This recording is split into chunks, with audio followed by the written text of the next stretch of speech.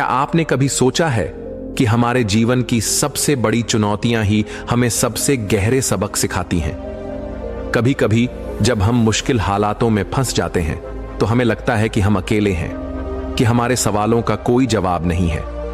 लेकिन अगर हम सही नजरिए से देखें तो हर परिस्थिति हमें कुछ सिखाने आई होती है। आज मैं आपको एक ऐसी प्रेरणादायक कहानी सुनाने जा रहा हूं जो न सिर्फ आपके दिल को छू लेगी बल्कि आपके सोचने का नजरिया भी बदल देगी। यह कहानी सिर्फ एक साधारण कथा नहीं है, बल्कि यह जीवन के गहरे सत्य को उजागर करती है। तो चलिए आज हम बुद्ध की एक अनमोल कहानी के माध्यम से यह समझने की कोशिश करते हैं कि जीवन के सबसे कठिन सवालों का जवाब हमें कहां और कैसे मिलता है। तो आइए जीवन बदलने वाली कहानी शुरू करते हैं। दोस्तों, एक युवक ने अपने जीवन में सफलता प्राप्त करने का दृढ़ संकल्प कर लिया। बड़ी लगन और धैर्य के साथ उसने आश्रम से शिक्षा प्राप्त की। शिक्षा की समाप्ति के बाद उसने नौकरी खोजना प्रारंभ कर दिया ताकि पारिवारिक जिम्मेदारी का निर्वाह वह बहुत ही अच्छे तरीके से कर सके। इतनी अच्छी शिक्षा प्राप्त करने के बाद भी उसका यह दुर्भाग्य रहा कि उसे कहीं भी काम नहीं मिला। नौकरी की तलाश में वह जगह जगह भटकता रहा, खूब प्रयास किए, किंतु हर स्थान से उसे निराशा ही मिली।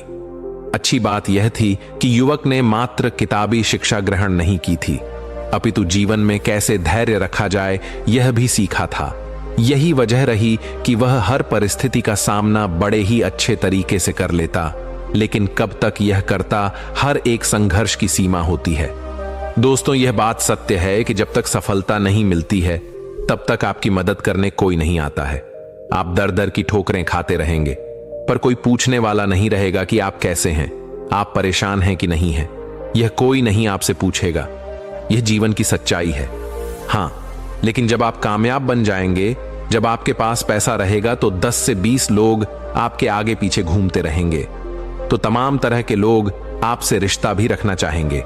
तब दूर के लोग भी आपसे कहेंगे कि आप उनके बहुत ही करीबी रिश्तेदार हैं। हर कोई आपसे एक झूठा रिश्ता लेकर जोड़ने लगेगा।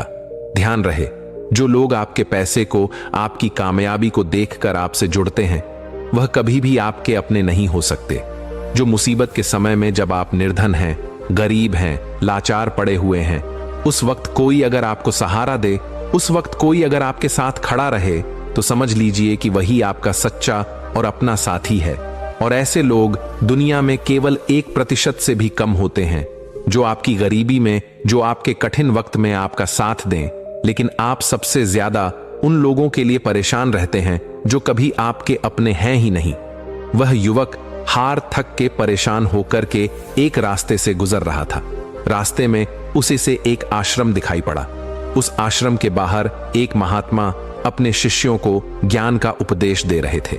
वे सभी शिष्य उन बौद्ध महात्मा के उपदेशों को बड़े ही ध्यान और शांतिपूर्वक सुन रहे थे। वह युवक वहीं पर रुक गया। उसने सोचा कि ऐसा क्या यहां पर चल रहा है जो कि लोग बहुत ही शांतिपूर्वक उन महात्मा का उपदेश सुन रहे हैं। उस युवक के भी मन में जिज्ञासा जाग गई कि चलकर हम भी देखते हैं कि वहां पर क्या हो रहा है। और वह युवक भी धीरे धीरे कदमों से आगे बढ़ते हुए आश्रम की तरफ चल पड़ा।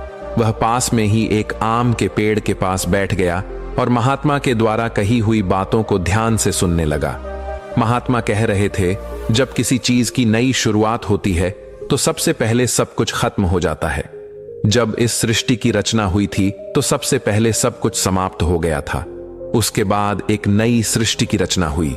यानी जब इंसान मुसीबत के ऐसे वक्त में पहुंच जाए जब उसे लगे कि अब कुछ नहीं होने वाला है, अब मेरा कुछ नहीं हो सकता है, जीवन में वह बिल्कुल हार सा गया है, टूट जाए, लाचार हो गया हो, कोई उसकी मदद करने वाला नहीं रहे, ऐसे वक्त में अगर वह इंसान किसी से अपनी मदद भी मांगे तो लोग उसकी मदद भी करने से इनकार कर दें।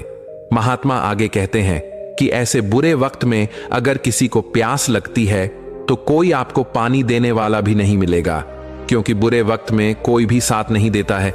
ऐसे वक्त में आप बिल्कुल टूट जाएंगे, आप जिंदगी से हार जाएंगे। लेकिन एक बात हमेशा याद रखिएगा, इसी क्षण यही सोचना है कि अब कुछ हमारी जिंदगी में बड़ा और अच्छा होने वाला है, क्योंकि बर्बादी के बाद ही नई चीज का निर्माण होता है। टूटे फूटे लोहे को गला करके एक नए लोहे का निर्माण किया जाता है। अर्थात जब आप बिल्कुल टूट जाएंगे, मुसीबत के वक्त से गुजर रहे हैं, तो यह बात दिमाग में जरूर लाएं कि अब कुछ नया होने वाला है, हमारी जिंदगी में कुछ अच्छा और बड़ा होने वाला है। यही एक उम्मीद आपको जिंदा रखेगी और यह बिल्कुल सत्य बात है। देखना, अगर तुम ऐसे वक्त में हो जहां पर कोई तुम्हारी मदद नहीं कर रहा है, कहीं से मदद की कोई भी उम्मीद नहीं है, तो समझ लेना कि अब कुछ बड़ा और अच्छा होने वाला है। क्योंकि जितना आप टूट सकते थे, अब आप टूट गए हैं। इससे ज्यादा आप नहीं टूट सकते। ऊपर वाला आपको जरूर कुछ बड़ा देने वाला है। यही सब बोल करके गुरुजी अपने उपदेश को विराम देते हैं। बोलते हैं कि शिष्यों, आज के लिए बस इतना ही।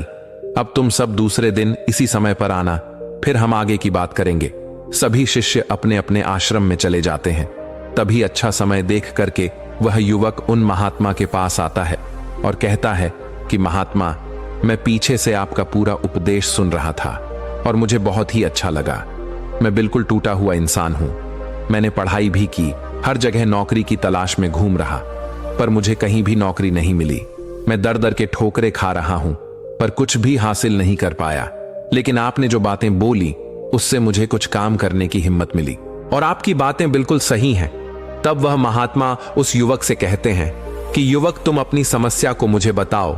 तब वह युवक कहता है कि हे महात्मा, मैंने आश्रम से शिक्षा प्राप्त की, उसके बाद हम घर पर आ गया और हमारे घर पर पैसों की जरूरत थी, जिसकी वजह से हम बाहर कमाने के लिए निकल पड़े।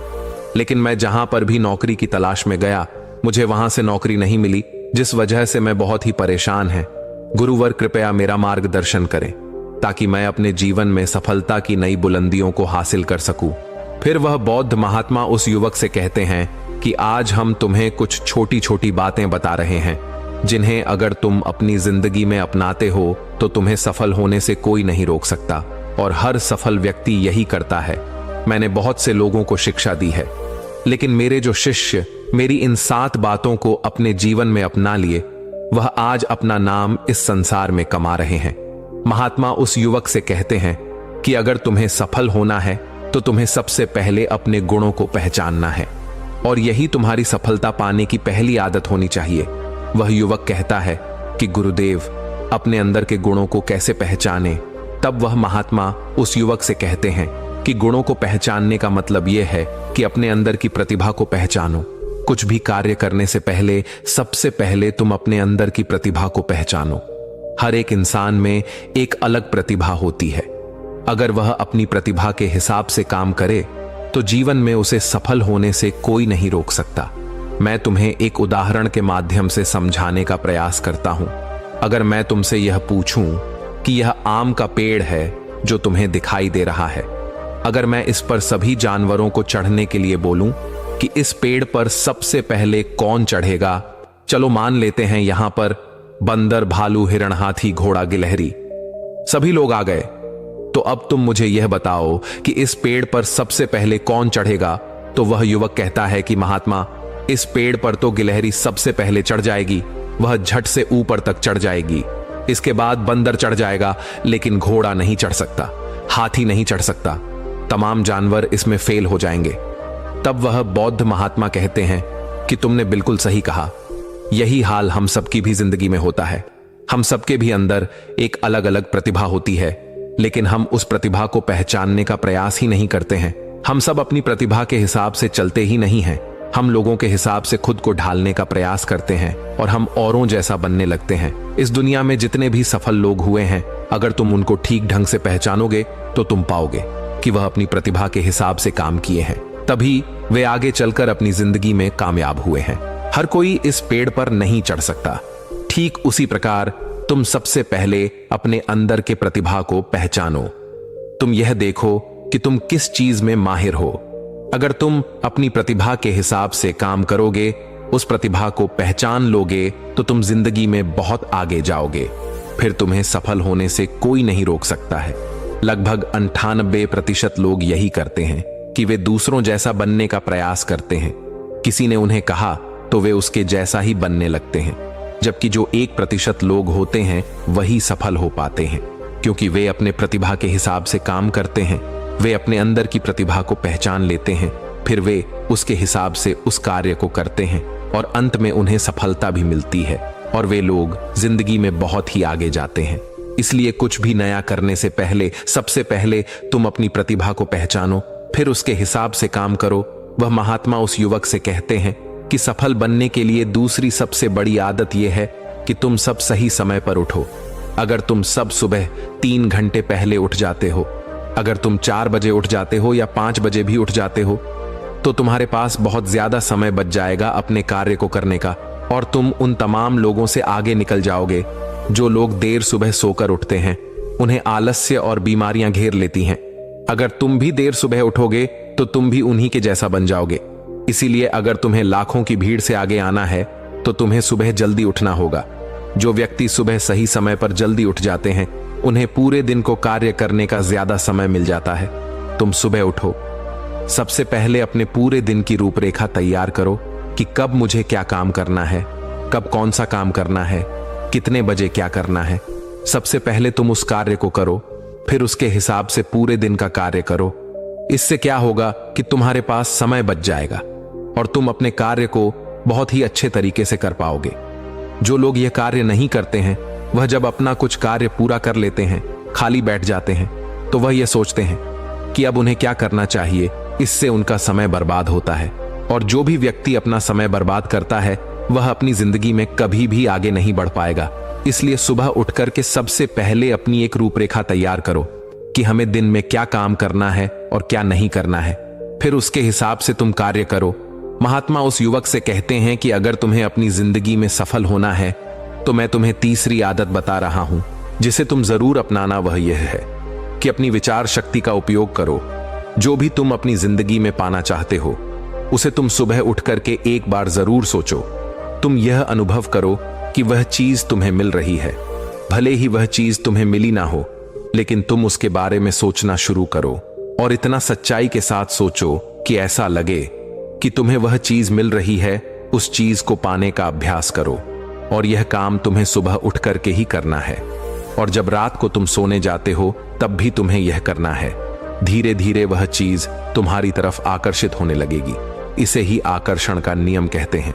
व्यक्ति को जो भी चीज अपनी जिंदगी में पाना है उसे उसके बारे में बहुत ही सच्चाई और गहराई के साथ आभास करना है कि उसे वह चीज मिल रही है। फिर क्या होगा कि यह प्रकृति, यह ब्रह्मांड खुद तुम्हारे लिए वह चीज भेजेगा, क्योंकि वह चीज तुम्हारी तरफ आकर्षित होने लगेगी। इसे ही आकर्षण का नियम कहते हैं। तो तुम्हें इस आकर्षण के नियम का पालन करना है। अगर तुम इसका सही से अभ्यास करते हो तो धीरे धीरे तुम जो भी चीज पाना चाहते हो वह चीज तुम्हें मिलने लगेगी। महात्मा उस युवक से कहते हैं कि सफल बनने के लिए चौथी आदत है जो तुम्हें मैं बता रहा हूं, वह यह है कि सकारात्मक सोच के साथ आगे बढ़ो।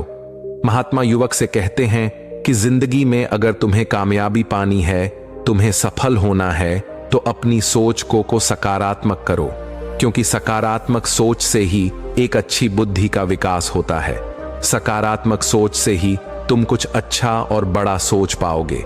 जब कोई व्यक्ति नकारात्मक सोचता है या किसी दूसरे के बारे में सोचता है तो वह अपने कार्य को ठीक ढंग से समझ नहीं पाएगा और अपने कार्य पर ध्यान भी नहीं दे पाएगा, क्योंकि उसका दिमाग तो किसी और चीज में लगा हुआ है और वह यह काम सही तरीके से नहीं कर पाएगा।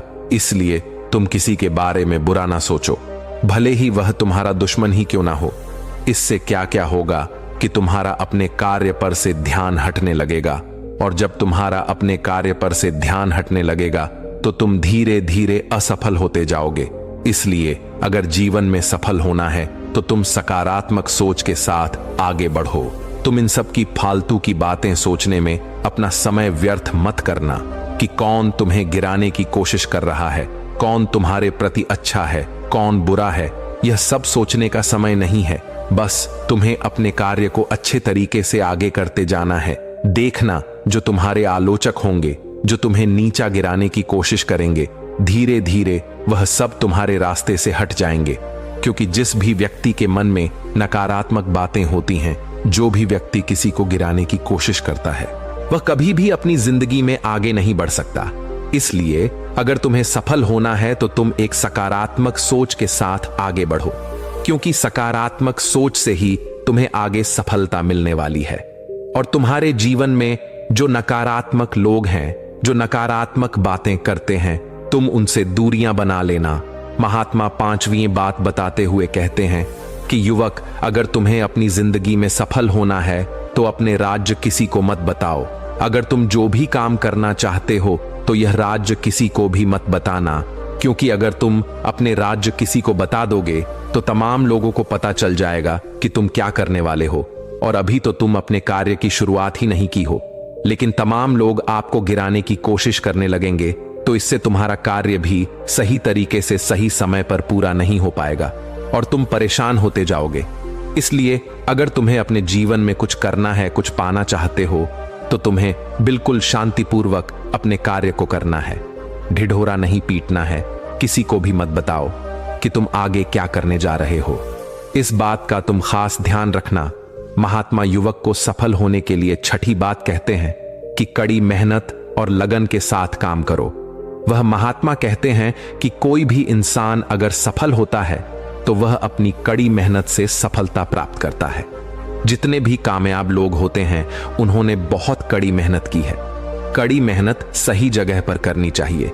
यह नहीं कि तुम बस बहुत कड़ी मेहनत करते जा रहे हो लेकिन सही दिशा में नहीं कार्य को कर रहे हो, तो कड़ी मेहनत के साथ साथ सही दिशा बहुत जरूरी होती है। अगर तुम सही दिशा में कड़ी मेहनत करते हो तो तुम उस काम में कामयाब जरूर हो जाओगे, तुम्हें जरूर कामयाबी मिलेगी। इसलिए कोई भी काम हो, कितना भी बड़ा क्यों ना हो, सबसे पहले यह पता लगाओ कि इस काम को बहुत ही अच्छे तरीके से कैसे किया जा सकता है। अगर आपको यह पता चल जाए कि इस काम को अच्छे तरीके से कैसे किया जा सकता है, पूरी जी जान लगा दो सफलता को प्राप्त करने के लिए। कई बार हमने देखा है कि लोगों का असफल होने का यह एक बहुत ही बड़ा कारण होता है कि वह उन्हें जो भी जिंदगी में पाना चाहते हैं वह उस चीज के लिए तो मेहनत करने लगते हैं लेकिन मेहनत सही दिशा में नहीं करते। और जब उनकी मेहनत सही दिशा में नहीं होती है तो वे धीरे धीरे अंदर अंदर टूटने लगते हैं, उनका भरोसा उठने लगता है और उन्हें उनका लक्ष्य भी प्राप्त नहीं हो पाता है। इसलिए तुम्हें जो भी कार्य को करना है, तुम्हें जो भी लक्ष्य पाना है, सबसे पहले उस लक्ष्य को पहचानो कि इस लक्ष्य तक कैसे पहुंचा जाए तो तुम जरूर सफल हो जाओगे। एक उदाहरण देता हूं कि मान लो ये सामने जो पहाड़ दिखाई पड़ रहा है, अगर मैं तुम्हें इस पहाड़ पर चढ़ने को बोलूं, अगर तुम सीधे चढ़ोगे तो तुम कभी भी इस पहाड़ पर नहीं चढ़ पाओगे। लेकिन अगर तुम इस पहाड़ पर चढ़ने के लिए एक अच्छा रास्ता खोजो कि सबसे जल्दी और आसान तरीके से इस पहाड़ पर चढ़ा कैसे जाए, पहाड़ पर तो तुम बड़ी आसानी से चढ़ जाओगे। लेकिन अगर तुम बिना सोचे समझे चढ़ने लगोगे तो तुम पहाड़ की चोटी पर कभी नहीं चढ़ पाओगे, और अगर चढ़ते भी हो तो तुम्हें बहुत समय लग जाएगा और तुम असफल भी हो जाओगे। यही हाल होता है हमारी जिंदगी में। हमें जो भी लक्ष्य को प्राप्त करना है, सबसे पहले उस लक्ष्य के बारे में सोचो और तुम यह पता लगाओ कि इस लक्ष्य तक कैसे आसानी से पहुंचा जाए। जब तुम यह पता लगा लोगे तो तुम अपने लक्ष्य को बड़े ही आसानी से पा लोगे। इसलिए कठिन परिश्रम के साथ साथ सही दिशा जरूर होनी चाहिए।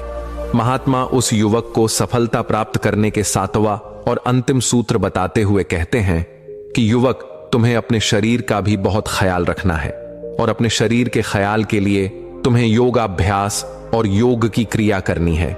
अगर तुम योग की क्रिया करते हो तो तुम्हारा दिमाग संतुलित रहेगा, और जब तुम्हारा दिमाग संतुलित रहेगा तो ही तुम अपने कार्य पर अच्छे तरीके से ध्यान दे पाओगे।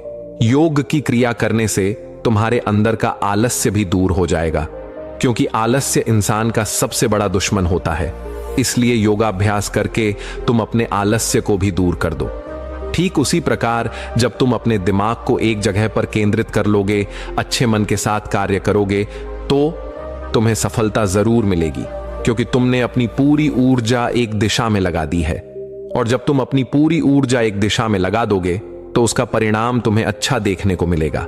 इसलिए तुम दिन में ध्यान की क्रिया, योग्य की क्रिया जरूर करो। इससे तुम्हारा दिमाग संतुलित रहेगा, तुम्हारा दिमाग बहुत अच्छे तरीके से काम करेगा, और जब तुम्हारा दिमाग संतुलित रहेगा, बहुत अच्छे तरीके से काम करेगा, तो ही तुम कुछ नया और अच्छा सोच पाओगे, तभी जाकर तुम्हें सफलता भी मिलेगी। इसलिए मेरी इन बातों को ध्यान रखना। इसलिए युवक, सबसे पहले तुम जाओ, यह पता लगाओ कि तुम किस चीज में माहिर हो, फिर तुम उस हिसाब से कार्य करो। और मेरी इन बातों को याद रखना।